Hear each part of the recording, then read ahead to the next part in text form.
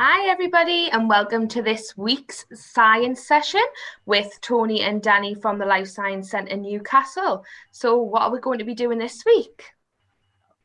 Recently, I made this bottle, and it might look kind of like a normal bottle, but I'm just going to start opening it. There's something in there. Oh, yes, I can see. Something red. Yeah, so there's a little bit of plastic in it. They're floating around. They're doing lots of interesting things. You can mix them up, and they come back, form a layer again. It's very nice to watch. It's quite calming and visually stimulating. It is, yeah. I spent a lot of time after I made it just kind of like doing little things and watching how it moved. Yeah. So, I thought I might show you how to make one of your own if you'd like. Yeah, I'd love that. All right then, so the first thing you need is a plastic bottle, and this is just a 500ml one that you might get some pop in. And then once you have that, you need to half fill it with water, just kind of normal tap water. Cold water's best. I've got a funnel for doing this because sometimes I spill things. That's a good idea. Does it matter what bottle size we use here? Could we do a big one, a 1 litre bottle, or? You could, yeah. I'm doing it with a small one because once we've added our water, we're going to add some oil as well. And I could only find small bottles of oil, so I went for a small bottle for the water as well. But if you had a bit more of the stuff, or you wanted to just put a little bit more water in and a bit less of the oil, then that would work too. Yeah. Like with a lot of these things, it's all about kind of putting your own spin on it and giving it a try, but there's no reason it won't work. So Tony added a bit too much, but I poured some back out. That looks like a good halfway amount. So as I just said before, the next step is to add some oil. Now we're going to use baby oil for this. Oil and water, they have different densities, and density is a measure of how heavy a material is for its size or its volume. Oil is lighter for its volume than water is, so when you add it, Tony, it should float as a separate layer on top because it is less dense than the water. That makes sense, because sometimes I've seen like car oil floating on top of puddles, you know, when you see the rainbow pattern. Yeah. Exactly, yeah. On top. Yeah, so you want to fill up the rest of the bottle with oil, so it's half oil, half water. Fill up the rest of it with oil. Yeah. Yeah. Okay.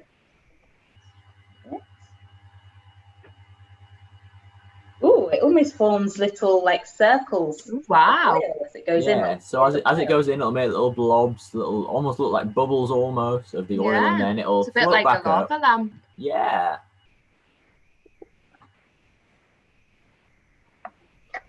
There we go. Okay, and has that formed 2 layers? Yeah, they look really similar because they're both colourless liquids, but I can just about see. Ah, yes, you can just about see where they meet each other. Yeah. There's a few bubbles of air caught in there too, I think, which is making it easier to see the layer.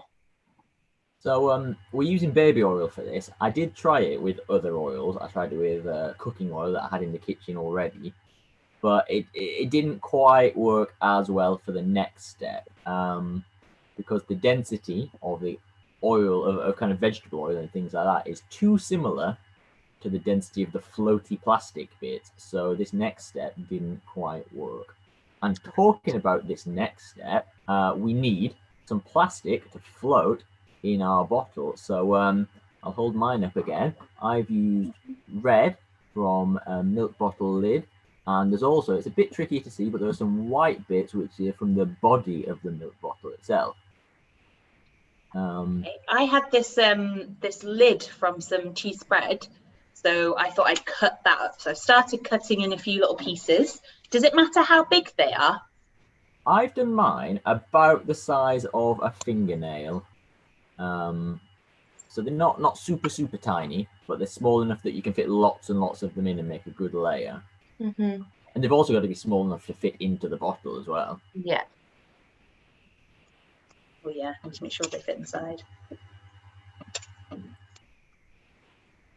just being very careful with my fingers here as well when they're getting close to the scissors. So I guess we might need a bit of adult supervision for this bit. Good idea. Okay. And once you've got them all chopped up, Tony, you just need to pop them into the bottle and see what happens. Before you add them, let's have a prediction. Where do you and Becca think that the plastic will go? Will it float at the top, on top of the oil? Will it float in the middle between the oil and the water? Or will it sink all the way to the bottom of the water? I think the middle. You think it's going to go to the middle, Tony? It was in the middle in your bottle, so if you've got the same as me, then I think it means the plastic must be less dense than the water because it doesn't sink through there, but more dense than the oil because it sinks through there. All right, then. We've made a prediction. We thought about why that might be. Let's see if we're right. Okay.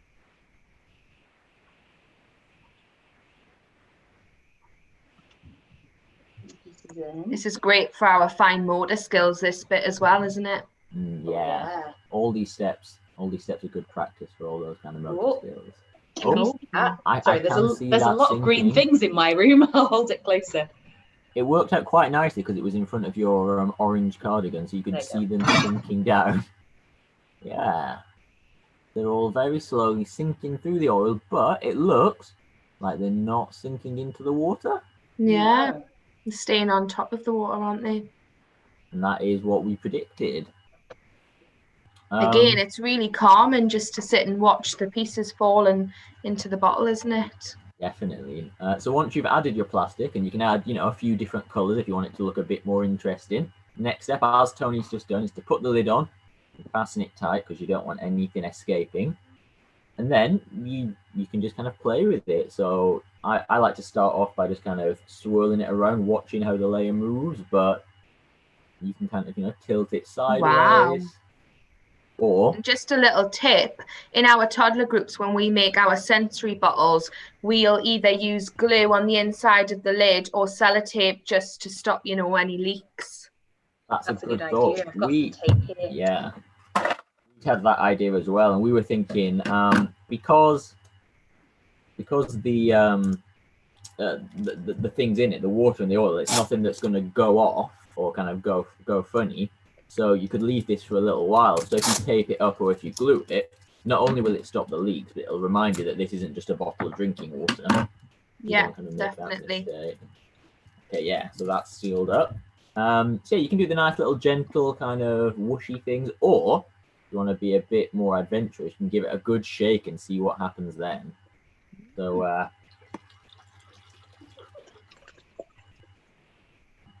wow. So, it's gone really cloudy. Yeah. Yours has got lots of little bubbles, Tony. Yeah. Oh, so's yours now, Danny.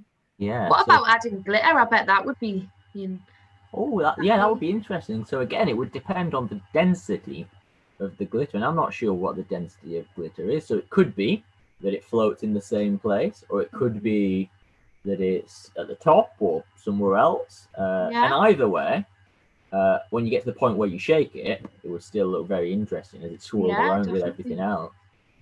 So it's definitely worth experimenting with different kinds of plastic and adding them in, seeing what happens. Because would the weight of the plastic change things? Yeah, so different household plastics are different densities. A lot of them are the same as the kind of the plastic lid bottles from the milk bottles and the pop bottles and things like that.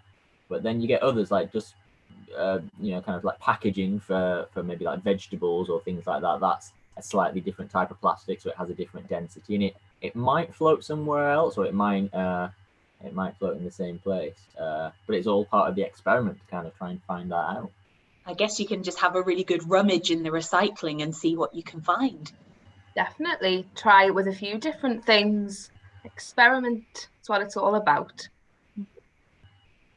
Well, that's been really fun this week. I've enjoyed that one. So thank you very much to both of you. And don't forget to let us know if you try this one out. We'd love to see your photos and videos. And thank you very much for joining us. We'll see you next week. Bye. Bye.